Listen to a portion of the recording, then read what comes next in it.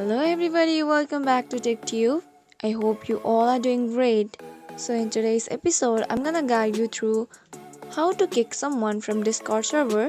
So if you wanna learn how to do that, watch the video till the end. So in order to kick someone from Discord server, first of all, go ahead and click on Discord application. So once you tap on the Discord application, you will be appear with this screen on your mobile phone.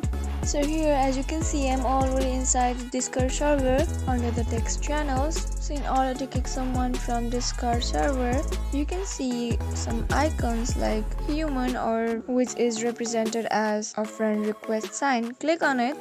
Now you can see all the members who is in the Discord server. So for example, I want to kick this particular person from this Discord server. So what you gotta do is click on the member you want to kick from the Discord server. Suppose I'm clicking this. Here you can see all the information about the particular person or the member, and when you scroll down you can see the kick option.